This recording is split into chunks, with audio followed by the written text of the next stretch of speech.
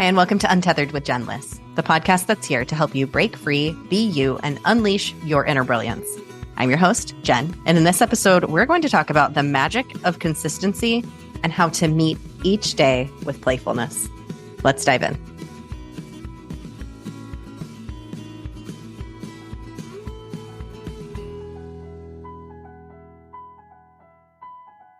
Hey there, unicorn. It's Jen. Welcome back to the podcast. In today's episode, we've got a bright, sparkling, magical light, Jillian Speece. Oh, Jillian Speece currently has, at the time of this recording, when she and I spoke, her film, State of the Unity, is an award-winning, uplifting documentary that she and her husband created together. And it actually had a little Oscar run. It is currently, you can watch it in all the places she and I talk about this, but you can watch it on Amazon. You can watch it on Apple. It actually got big distribution. It was super, super exciting. I befriended her shortly before all of that happened and have gotten to watch this thing that she and her husband have poured their hearts and souls into for 8 years, like take off. It was the coolest thing. And I want this for every creator in the world to get this moment that she is living right now that we're capturing her in. And in this moment, I wanted to capture her to come onto the podcast and share what it is that she has learned and share from this beautiful energy of where she's at right now to look back and see all of those moments that were so challenging and so hard and everything that got her here to today and share that bit of knowledge and magic with you. So she and her husband also are in a band together called the Bergamot. It's an indie folk rock. She describes it as like a combo of many things, but it's just really beautiful music that you can check out on Spotify or all the places if you want to listen in. But they tour together, and so they play music. She's also the founder of Wild Wondrous Women, and she hosts retreats. And so we talk a little bit about that as well. So she's got her hands in lots of pots, but they're all centered around her unique magic that she brings to the world and her heart, which was expanded by creating this documentary. I cannot wait for you to meet today's guest. Welcome to the podcast, Jillian Speece. Hey, Jen, it's so good to be on your podcast. I'm super excited for the conversation we're about to have about magic and wonder. All the magic and all the wonder. We are vibing in the same, like if we were strings on a guitar, we would be in the same chord, except yours would sound a lot prettier than mine because I can't make music magic. We can work on that. Jillian, I'm so excited for you to come on the podcast and share your journey to where you are right now, because you feel like actual magic to me. There's people that you meet in the world. And from the moment I had a conversation with you, I was like, there's something about that person. And I knew nothing about you. I didn't know that you're in a band. I didn't know all of these things, but it was just from the very moment I was like, there's a little some sparkle happening here with this person. Thank you so much. I felt the same way about you too. So I was like, oh my gosh, I love this girl. Who is she? And then I was like, wait, she has a podcast? Of course she does. And it's on a really cool topic. I love it. Untethered. It's great. Well, we were just talking about we're going to get to your retreats that you're doing because it like perfectly untethered. But I really want to know, have you always felt this way? Were you, from the time that you were a child, you were just like magic maker? I've always been into this. This has always been my thing. Has that been with you from birth until now? And you've always been following it? Oh, wow. That's a great question. No one has ever asked me that. I love that. So it's funny that you call me a magic maker. I feel like I am just showing up in my authentic voice. And when I was a little kid, I would go out into my backyard by myself, always barefoot. I would go sit under this big oak tree and I would just sing. I would literally just make up songs for hours. I had a huge imagination. So like I would just like write songs and I'd make like, my sister would once in a while come back and we'd make like mud tacos together and we'd create like a little restaurant in the back out of mud. I just always was kind of living in my own world and I was totally okay with that. And I feel like the first time I realized I was like, oh wow, like not everybody does this all the time or is very imaginative was kind of when I started getting into traditional school. And, you know, I grew up in the Midwest, so I'm from Indiana originally. And my parents sent my sister and I to Catholic school, so it was a little bit more rigid. And I felt like even when I was going into school, I was like, oh goodness, like I need to kind of tone it back a little bit because like either I was in classes and then I'm drawing on all my papers or kind of talking to the person next to me, and I probably shouldn't have been because I'm ADD as well. But like I just realized when I got into school, I did not really fit in to this mold.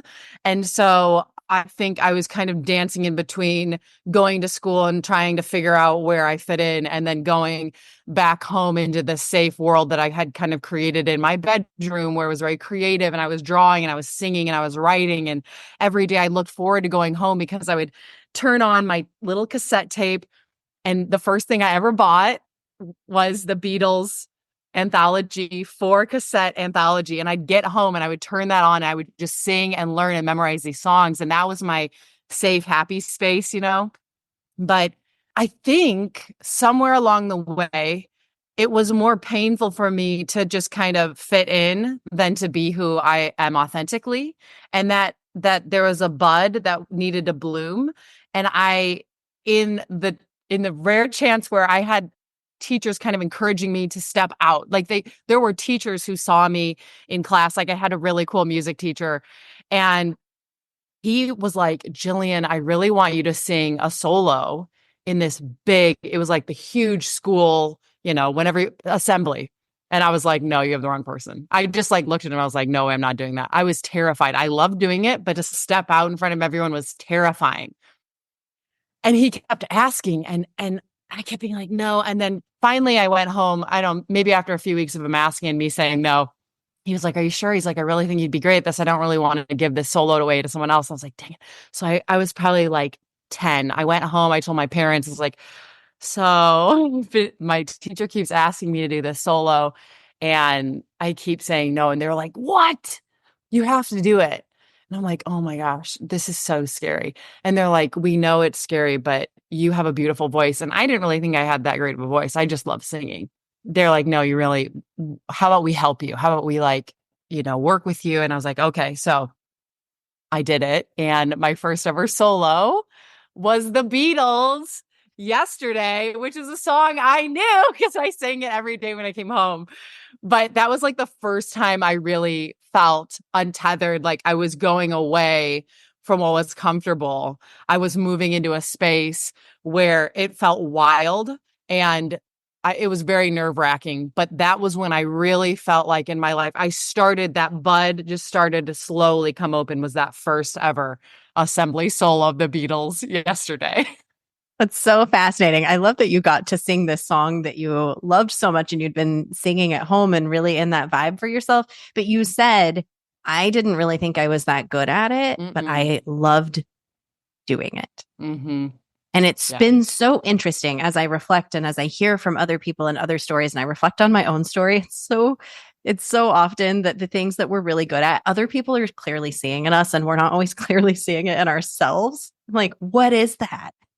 Yes, it's so interesting because, wow. Okay. So from that day, from being 10, I'm 35 now, and I've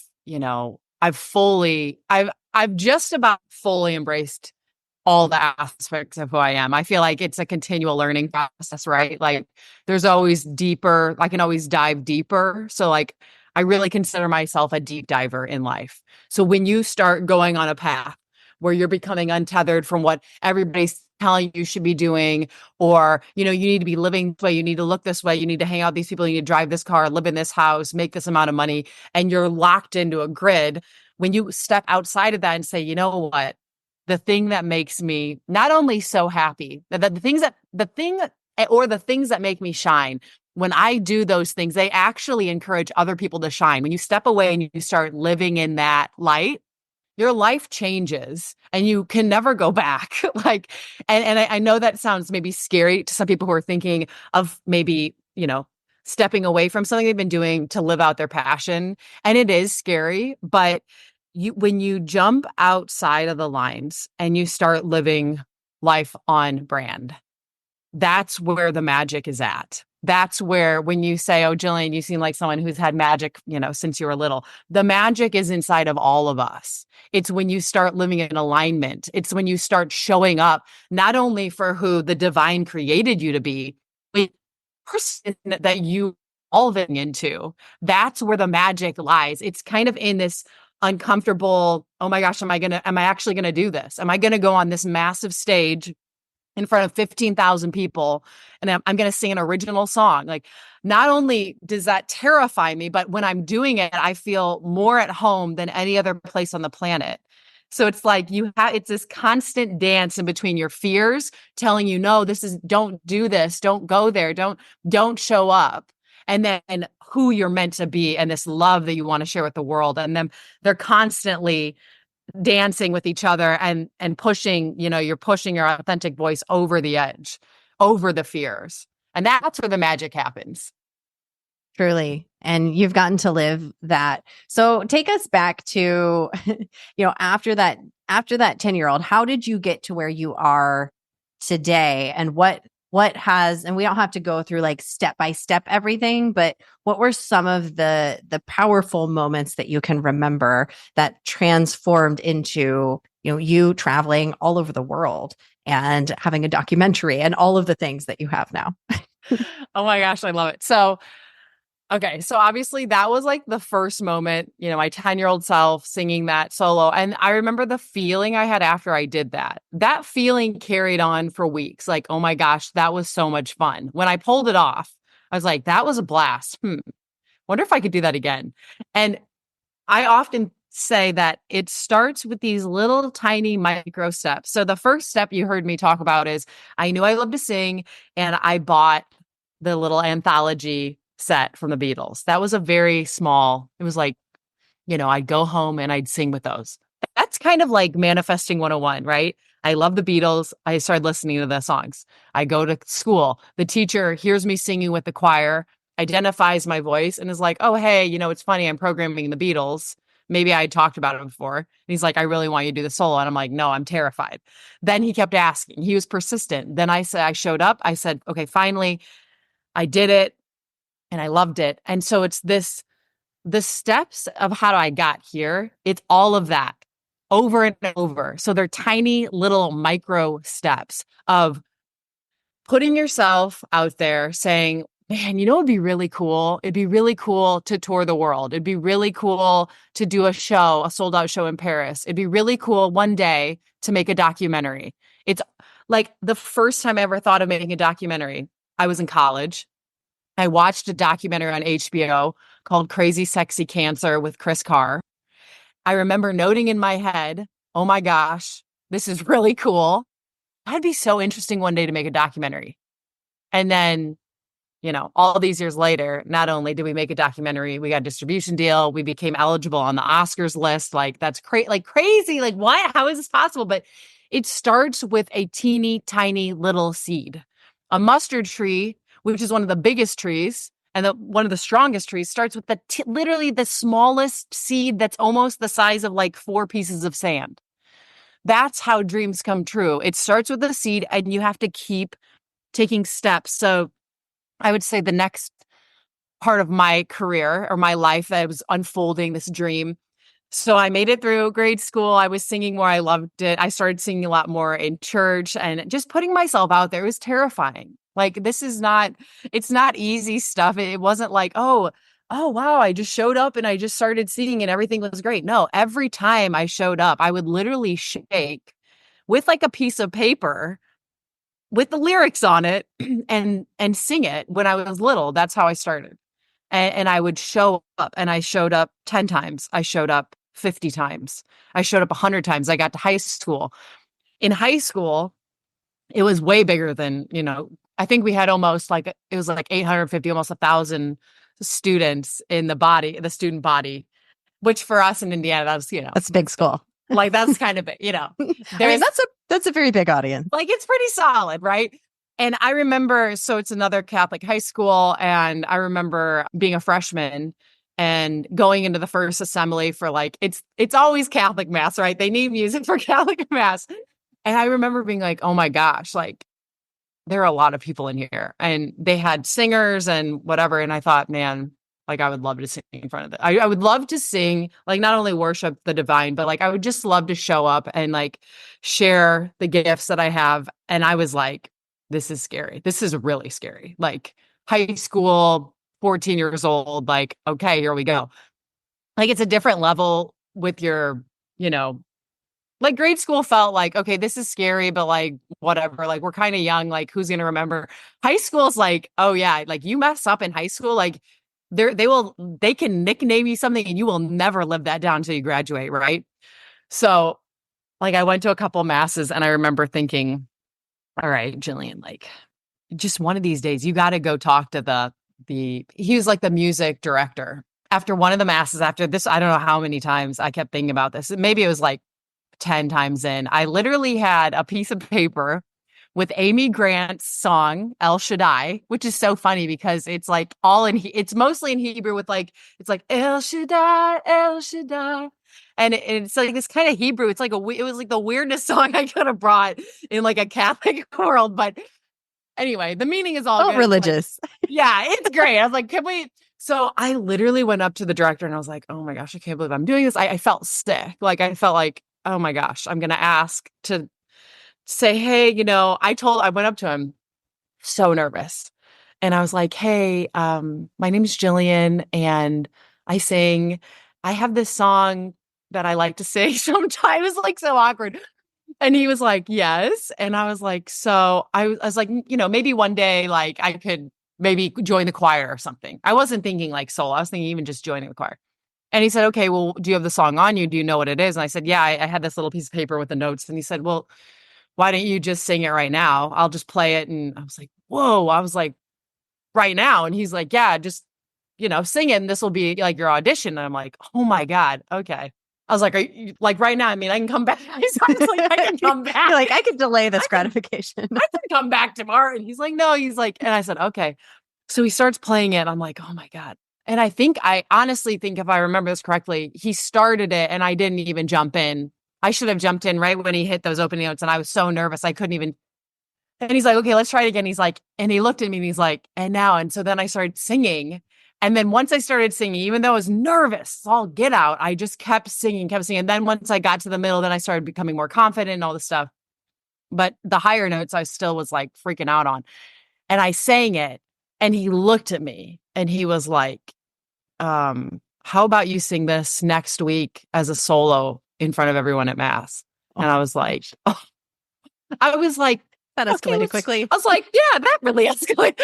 I was like, yeah, okay, let's do it. I was like, what have I done? So I get to the next week. I'm practicing every day. I'm trying to really beef up my confidence. I was not prepared. Like I felt not prepared for this moment. Like even though I'd sang in like grade school, this was like, oh my gosh. So the big times. This was the big for me at this point. This is the big leagues. And I got to Tuesday. I literally was like, before I had to sing it, I like went to the bathroom. Like, am I going to throw up from nerves? Like, this has never happened to me before. I didn't throw up, but that's how nervous I was. Got into the Mass, had my little piece of paper with my lyric, just in case, even though I freaking knew the song now. I got in and I went up and I like my hand, I had the paper and it was just shaking. Like people in the front row could see, like I was nervous and I got through the song and it sounded great. Like I made it through all the parts, like the tricky parts, and the entire assembly stood up and applauded during Mass, which is like not acceptable. Not in a thing. Mass. I'm also Catholic. That is not a thing. This is not a thing. And I was like, I literally had chills. I was like, and then I was like, oh my gosh, and like scurried off to sit down. And it was like, I literally stepped out of the Mass and everybody was calling me El Shaddai girl. they were calling me, oh my gosh, El Shaddai girl, El Shaddai. Oh, wait, you sang that song? I was totally picturing you Yes. singing Eagle's Wings or something like him. No, you were No, singing your I song. sang, yes, I sang that Amy Grant, El Shaddai Hebrew, like throwing down, like marrying like the Jewish culture with the Catholics. It was like, Look at it you. was so unconventional. Okay. Like when I look back, I'm like, this is on brand for who I am. But like at the time I was like, oh my gosh, I can't, like, this is happening. So, so for the rest of my high school, like, and to this day, like if I go back to my hometown and I run into somebody at like the store, they're like, oh, El Shaddai girl, like, or they're like, Jillian, like, oh, El Shaddai, like that song like changed. Like, what are you talking about? But like that was like one of the key moments. And I can break this down for anyone who is trying to like, let's say somebody right now works at a bank and they went to school for that, they enjoy working at a bank and they're good at what they do, but their real passion is making pottery on the wheel and they love it. They like when they're on the wheel, they like feel like time stands still, like you're in the moment, they're free, they're like, oh my gosh, expansive, creating. And when they finish those pieces, the multiple stages of working on the wheel, they have these beautiful pieces and maybe they give away to friends as gifts and friends are like, oh my gosh, I would buy a set of this, you know, like maybe they're at that part of their life. I would say that the biggest steps for that person is you just have to look at your life in a way where you're like, time management, right? First off, you have to know what you love. And you have to know that this right here can get in the way of what you love, right? So For even cell back phone, for then, anyone just listening. yeah, it's a cell phone. Yeah. But like, there's all these choices we make. There are little micro choices. So if this person wants to be a potter, like maybe they want to be a full-time potter, build a business, start selling at the farmer's market, then grow it to something bigger, do really well on Etsy, whatever. Everything starts with micro choices. It's all the way that we look at ourselves, think about ourselves, and show up for ourselves and show up for the community. So for me, I had to say, wow, when I sing, I feel most alive. And I see that that singing is affecting people in a positive way for this potter, whoever is in this position where they want to jump and do something different.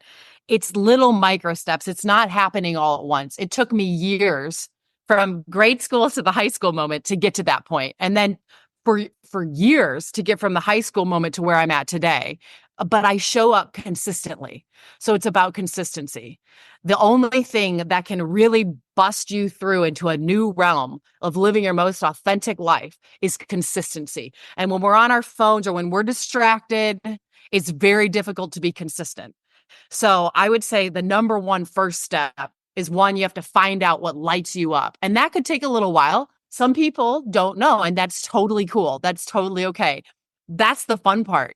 You start going, maybe you go ride a horse for the first time. Maybe you go try and sing at a karaoke bar. Maybe you do pottery, but there's something inside of your soul that will nudge you in the right direction. So number one, you have to be okay with failing forward because and searching. It's okay to search. It's okay to give yourself time and space to figure out, you know what? I've always kind of loved piano. I'm gonna go get a keyboard or I'm gonna go to Guitar Center and just go over by the keyboards and just kind of fiddle around on it and maybe you find one you like. Maybe you're like, wow, I really love this. Or, you know, I've always had this nudge to do watercolors or, you know, I've always had a nudge to start a podcast. I don't know why, but it just keeps coming back. So you have to listen to those. And then you got to hone it in. So for me, when I was little, I knew when I was very little that I loved singing. I knew it. Whenever I did it, I felt so good. I had fun doing it. It was connective. It just felt enriching. And maybe for you, you know that and you got to sometimes go back, maybe when you were little, whenever you would write, or maybe you wrote poems, but now you don't do that anymore. Something, there's little nudges, especially when you're little, it's very pure. There's like not a lot of, well, now there is more influence and distractions, but you know, back in like the 90s and early 2000s, it was a little easier to figure out, but it's about creating the space. So create the space, go explore. And then once you find that thing, right? And it could be a couple things. Like I love to sing. I also love to host retreats. I love teaching. I also love creating films. I love filming. I love the directorial process. I love putting things together. I love transformation. So I now know I have a full scope of things that I really love to do and that I've worked really hard on that I'm very good at now. So it could start with one and kind of morph I know Marie Forleo often says she's like a serial entrepreneur. I am definitely vibing on that. I feel that way too. But yeah, I mean, I think for people, it's finding the thing that you really love, or at least starting with one and getting, good at whatever that is. The 10,000 hour theory. I've been singing for well over 10,000 hours now.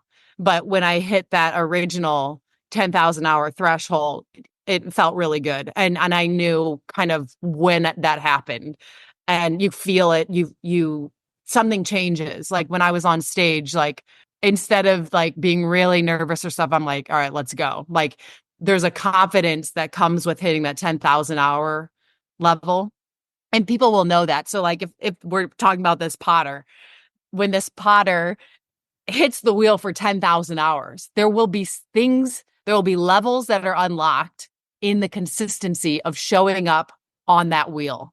And when you hit that 10,000 hours, or, whatever you're doing, whether it's a podcast or singing or making films, that something's changed in you. And that's when the magic is trailing in between the consistency.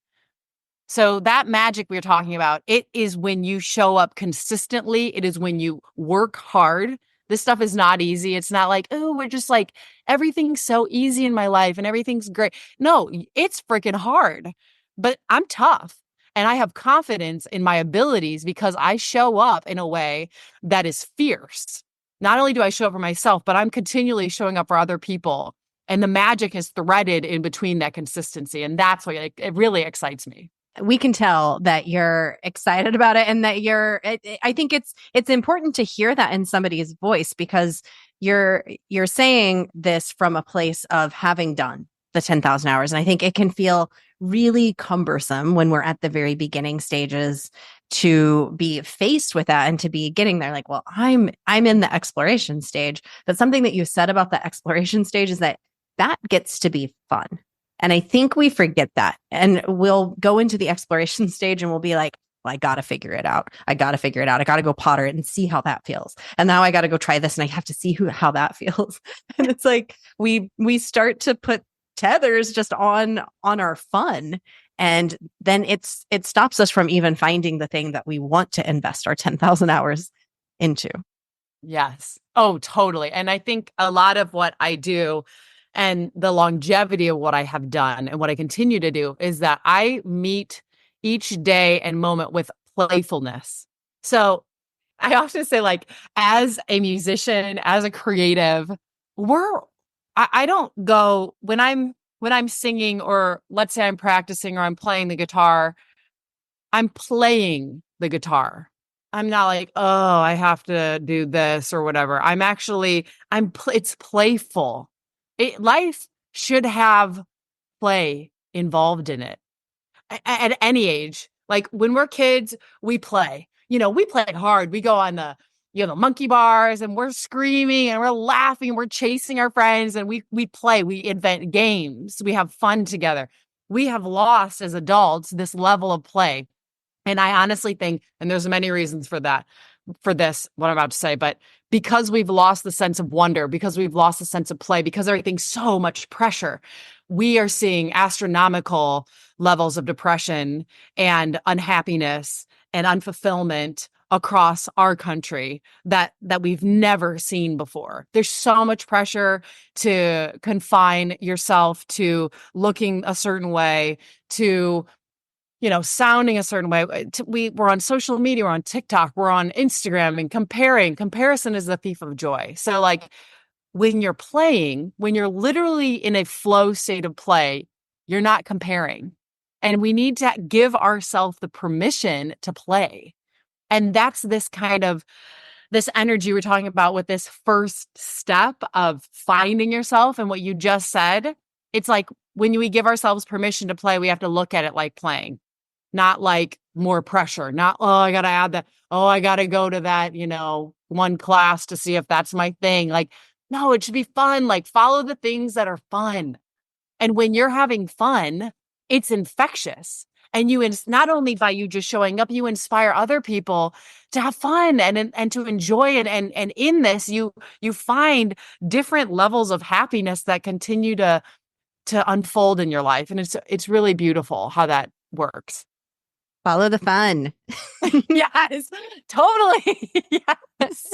That's awesome advice. So you mentioned this, what you're feeling and seeing across the US, and you have indeed been across the US quite literally for your documentary that you created. We can just take a segue over to that. And what inspired you to create State of the Unity? What got you inspired for it, and what did you see along the way? What did you learn? Yeah. So this is one of my favorite things to talk about right now. So in 2015, my husband Nathaniel and I, we were inspired from the death of his grandfather who passed away. We were inspired by his legacy. So 6 months before, we lost his grandmother, and then we lost his grandfather, who died of a broken heart and died of a very minor health issue. But he was like, I'm so ready to go and be with Joan. They were coming on their 65th wedding anniversary, and he's like, I can't do it without her here. So the legacy that they led was really beautiful. They created a safe space in their home for anyone to come in or out at any time, and they loved people where they were at.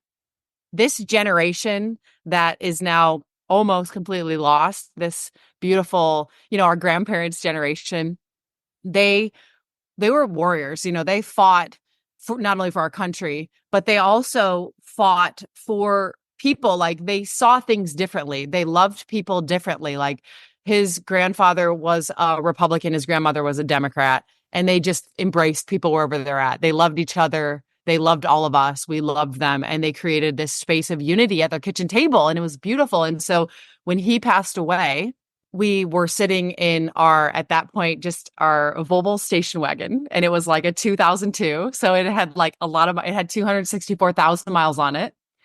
And we had toured for the beginning portion of our lives, like from 2010, for the first 5 years of our musical life, we had toured out of this car. We're very familiar with it. It was like our fave. And we were sitting the night that he passed away in the car after a family dinner, and my husband put his hands on the steering wheel. And it was like, in this moment, the only way I can explain it was like the divine came into the car and like struck my husband and us with this vision. So this is 2015, October 17, 2015. And the vision was, we were supposed to go out and bring people together. And my husband had this really clear vision first. He tells me this vision. I had chills all over my body, on my neck. I had chills from head to toe, you even just saying this.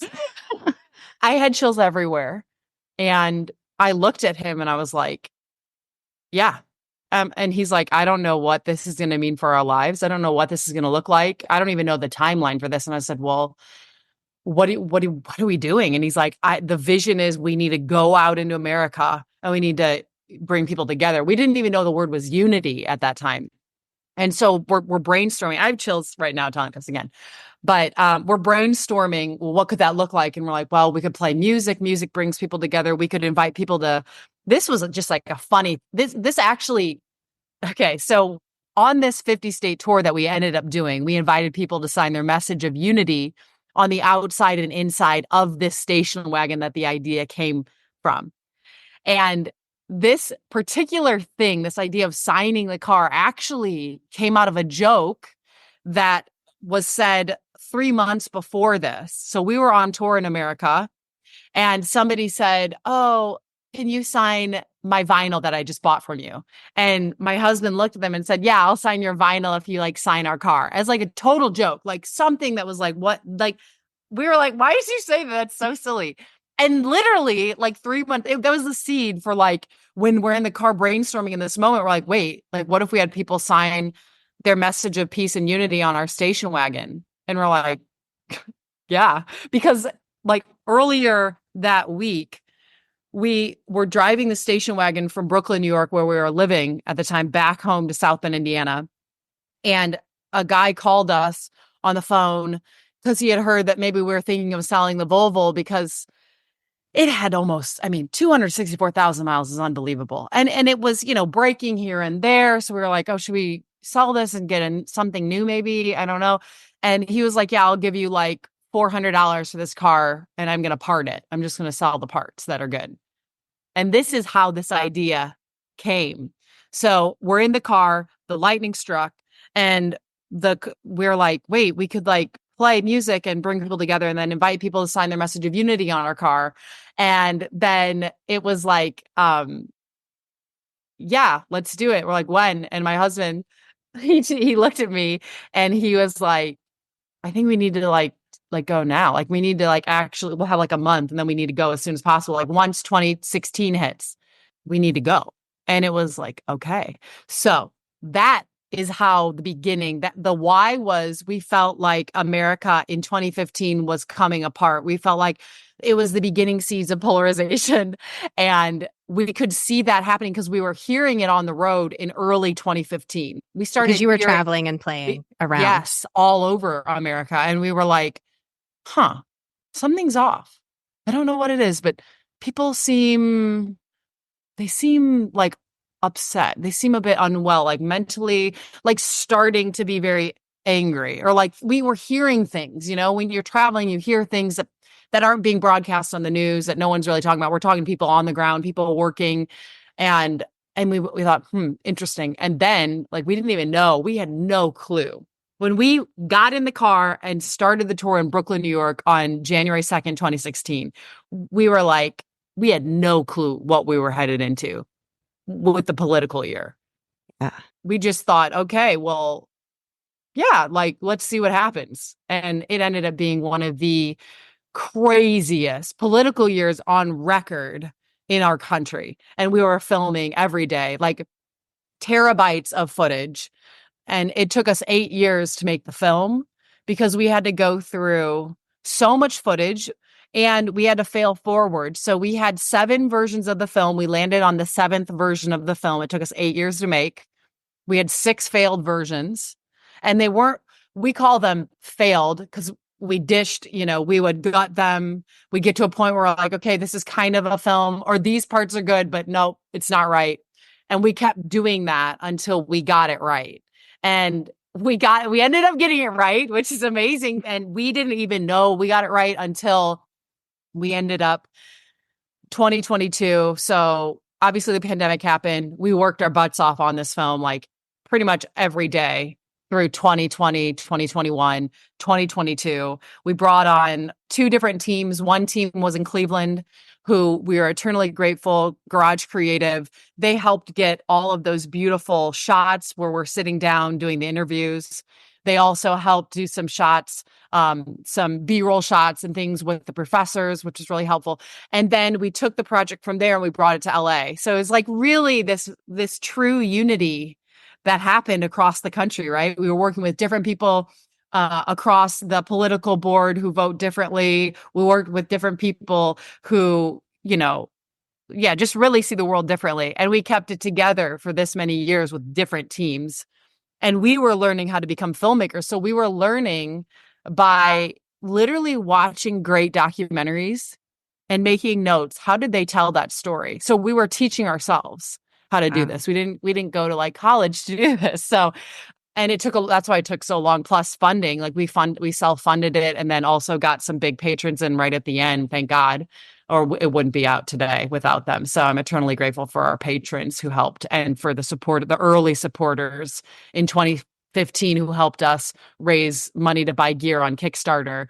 So there's a lot of people involved at different levels, but I think that the message of unity in a heavily divided and growing more divided, more polarizing world is more needed now than ever. Because if we don't figure out ways to talk to people who are different than us, instead of just hating them, which is very easy to do, it's way easier to say, ooh, they vote that way, or they like this group, I just hate them. It's so easy to do that and walk away. It's very, very difficult to say, ooh, okay, so we have some differences, but let's talk. That's way more difficult to do that than to just judge someone and walk away. And before I did the Unity Collective, I would, you know, I consider myself to be a very nice person, but even people who are very different or even politically vote different, I would honestly, looking back, I will admit that I would just, I'd be pleasant, but I wouldn't I wouldn't really hang out and talk for too long. Now, this has changed my life. I will go into difficult spaces. I will love people. I love people better now because of this tour, because of this film. And I meet people where they're at with a heart of empathy instead of judging them and walking away. And that's probably the thing that makes me feel the most proud of this project, is the way that it's transformed my heart and the way I love people differently now. It's really beautiful. There's a quote in the documentary. I think it was one of the professors pretty early on, where he says something like, the path forward is that we can meet within the disagreement. I'm totally not quoting him exactly, but it seems similar to what you're saying here. It's like opening our hearts enough. And that takes work. It's not easy. It's not easy. It's so much easier to just be like, you suck. Yeah, it is. I disagree. I think you're talking about Professor Dr. David Anderson Hooker. He had a bow tie on. Yeah. And he said, it's not a shared narrative of a future, but rather a narrative of a shared future moving forward, where we create space at the table for everyone to peacefully come and share their ideals and learn ways to talk to people in a peaceful way, where we understand where people are coming from, we understand their fears and differences, and move forward together. But when I went into this film, State of the Unity, I went into it thinking, great, unity. Yes. Okay. What do I know about unity? Here Let's we go. do it. I was like, let's go. Like, how hard could this be? I thought, oh, unity, homogeny, kumbaya, oneness of thought. It's going to be great. What I learned is unity is not homogeny. Unity is not oneness of thought. The most dangerous times in global history are when people thought the same, had one way of thinking. There was like a global one way of thinking order. When you see countries go on this path, this is when the most devastating things happen and people get hurt and people die, and it's horrible. And so when I finished this tour, well, literally when I finished the tour, I felt so broken, because we had been on the road for 8 months straight, living out of 27 square feet together with my husband, who I adore, but that is like so much quality time. You like start going a little crazy at the end. Talk Like, about a tiny home. Oh my gosh. I was like, it's like the little things really annoy you. Like, I started to annoy myself. Like, it's that small that like my own thoughts were annoying. It was like, but I think in this sense that when I finished the tour, I felt broken. I felt mentally exhausted. I felt physically exhausted. We were financially, literally ruined, like in ruins after this tour, because the car broke down so many times. That's not even in the film. After the tour, we had racked up because we would play shows. We would make enough money to get to the next place, but then there's food, hotels. The car would break down. That was like $1,200 every time it broke down or whatever, or more sometimes. And that's not even in the film because it's just too many. It's in a film, you've got a structure with like act 1, act 2, act 3 with, you can't do too many dips. It's got to be very calculated. So maybe one day we'll release a lot of the B-roll, which would be hilarious. But for now, I think at the end of the tour, we're in like something like $42,000 worth of debt. We, as artists, you don't run in debt because debt is so difficult. We ended up for a few years just paying the interest every month, not even the principal. And I think this is something that a lot of Americans right now are facing. And that's really hard, right? So like if you're trying to follow your dreams and you have debt and you're like, whether you're paying student debt off or credit card debt or both or whatever, it can be very difficult. And so that really, like my whole theme of consistency really kicked in here, because we had to be real vigilant on how we lived. Because when you're an artist, traditionally you will go through seasons. It's very cyclical. You'll have like really solid fat seasons where you're on tour, you're making money, you're saving, things are great. And then you're going to have these little seasons where it's like, oh man, crap. Like did we save enough to get through this 2-month period where it's after Christmas and people are kind of not going out as much, or they're not spending as much or whatever. This is how the artist world, it kind of works, even in different, not only just music. We have photographer friends, we have other friends who have these cyclical patterns. And so I think this consistency and also discipline really came in strong. And so I think for people also who might want to change course and pursue their dreams, but maybe they have debt, maybe they have things that are holding them back, right? I think that what I found in this period where we needed to pay down that debt, which praise the good Lord Jesus, we don't have any debt now. It took years, but we don't have any anymore. But it came down to vigilance and being very disciplined and consistent. And so if someone really wants to pursue a dream, but that's holding them back, just know you can get out of it. But you would just have to really look at your life and make sacrifices, say, okay, well, I'm going to be cooking every meal and it's going to be vegan and, whatever. Like I actually am plant-based anyway, so I would do that anyway, but maybe it'll be rice and beans for a while, but you figure it out and then you're stronger on the other end of that. I think this is a really important conversation, and I appreciate that you're being so honest about it, because that's the part that a lot of times we don't see in somebody's journey, is that very real moment. And nature isn't meant to bloom all the time. So I think the artist path, artists we're so in tune with the way that nature goes anyway. It's like naturally a lot of things are going to move with that. So that consistency and knowing that it's coming, once it's happened to you once, now and you can prepare for it better. And that's hopefully how it gets for us over time. But it's really this message, I think, is something that a lot of us need to hear. And I appreciate that you're coming forward with it and sharing it to this degree. Thank you. Yeah, I'm an open book. I'm transparent. And I think that in being transparent and vulnerable, we are able to help other people maybe not feel so like ashamed or something, like, okay, so we did this project, we took on debt, whatever, like we worked our butts off to get rid of the debt and we did it. It took years, but we did it. And like, I'm very proud that we were disciplined. We figured it out. Like we worked together as a team. It makes us not only a stronger unit, but it makes us individually stronger. We know that we can confidently tackle big things that seem really unsurmountable at times, right? Because it's stressful. But I would say that the film itself, and I would encourage everyone to watch it. You can watch State of the Unity on Apple TV and you can watch it on Amazon Prime. It's video on demand. Really, it's not very expensive for an awesome experience. I recommend watching it. I think it's like what, $3.99 to rent it, or $9.99 on Amazon, $3.99, $5.99, I think on Apple. Yeah. Okay. And it's the same. So that's hilarious. So go to Amazon, I guess, which I usually would, whatever. But you can watch State of the Union on there for $3.99 and it's cheaper than like a fancy latte.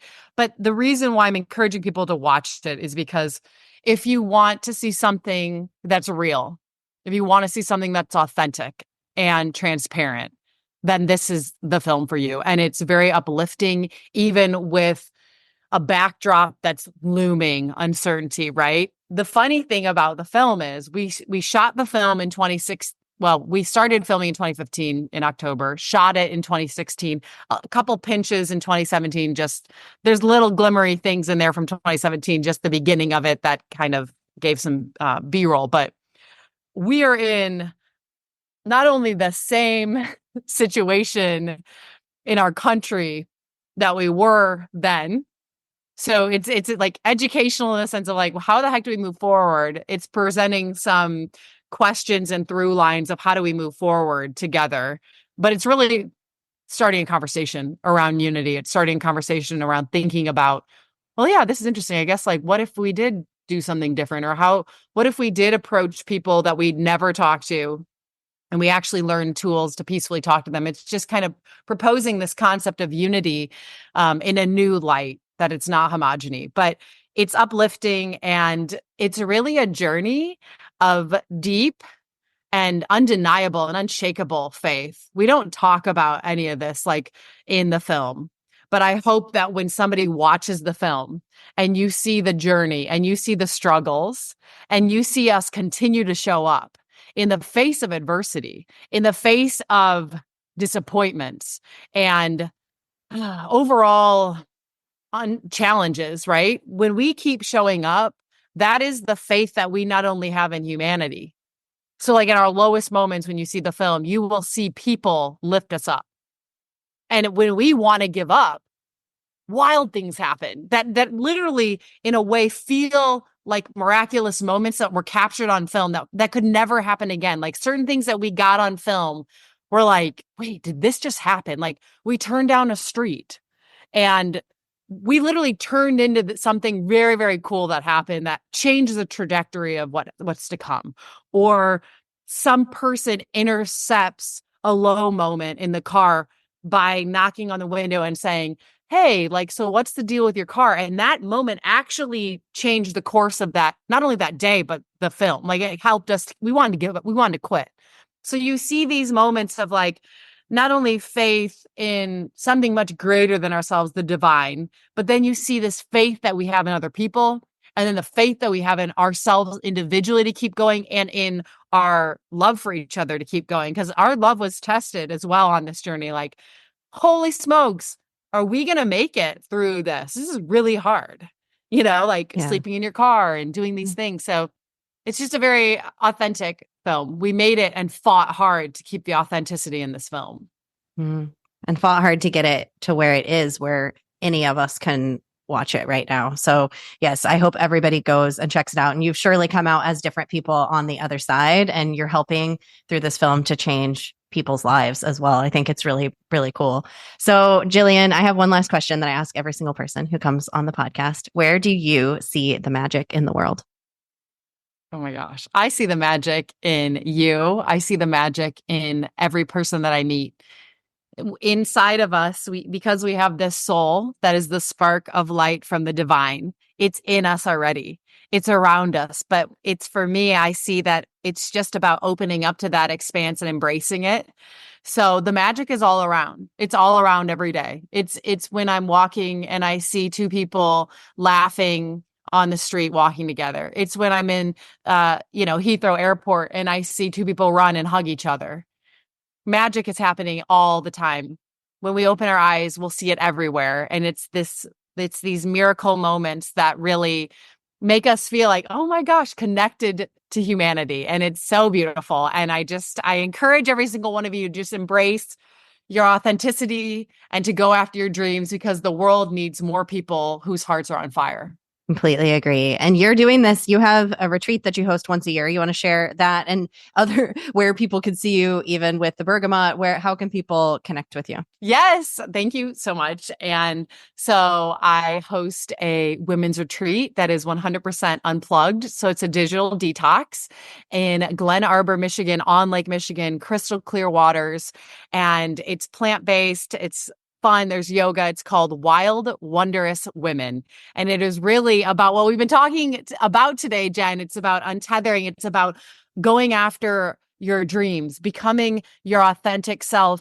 And I told you this before we went live on this podcast, but I hosted my first Wild Wondrous Women's retreat in 2018. And after that retreat, I realized that women don't need to be empowered. And I know this might upset some people because we a lot of times hear like empowered women.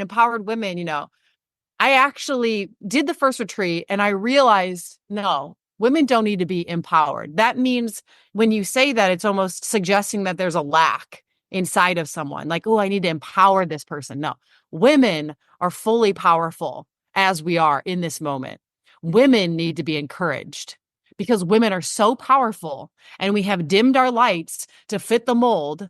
But what this whole retreat is about celebrating our divine femininity, our divine masculinity, and showing up fully for ourselves so that we can fully show up in the world. So everything that I curate for the Wild Wondrous Women's Retreat is all about this. I'm super stoked because it's happening this year on June 16th through the 19th, and it's going to be an absolute blast. Thank you for sharing about it. So where can people find you and connect with you if they're interested in that, if they're interested in State of the Unity? Well, we told them where they can go watch that, but where's the best place to connect with you? Yeah, so I would say I'm always on Instagram. You can say hi there. My name's Jillian Speece, and I have Jillian Speece on Instagram, wildwondrouswomen.com. I I also run the Bergamot on Instagram and State of the Unity. So there's all these different fun things. So it's like, do you like film? Do you like music? Our band, the Bergamot, you can go on our website for our upcoming tour dates. We're getting ready to drop those, which we're really excited. And you can listen to us on Spotify. Our music is meant to uplift your spirit.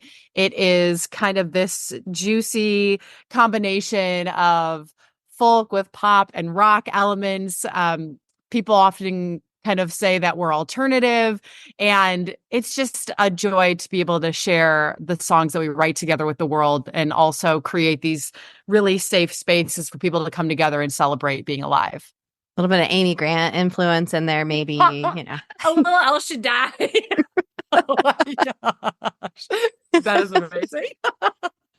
Thank you, Jillian, so much for coming on the podcast. Thank you for sharing your light with the world. And we're so grateful to have you come on and inspire us today. Jen, it was an absolute blast. I can't wait to talk again and keep shining on. Now, I know you want to be best friends with Jillian because I do too.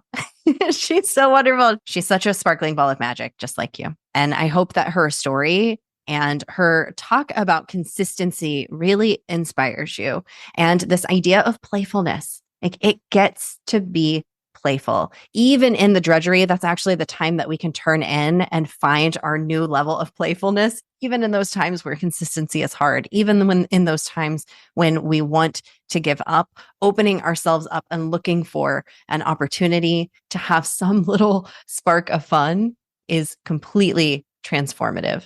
Now, I'm going to pull out a little thread from this episode for Thursday's thread episode. So stay tuned so that you get to dive in a little bit deeper into this episode, into that thread that I pull out together. Thank you so much for listening to this podcast. It means the world to me. It means the world to Jillian that you would listen. If you really love this episode, you can also share it on social media. Take a little screenshot of the episode itself, share it on Instagram, tag me. You can tag Jillian. Our links are in the show notes. I'm Untethered Jen on Instagram. She's Jillian Speece. If you tag us, we will always reshare your posts. Thank you again so much for listening. You just keep shining your magical unicorn light out there for all to see. I'll see you next time.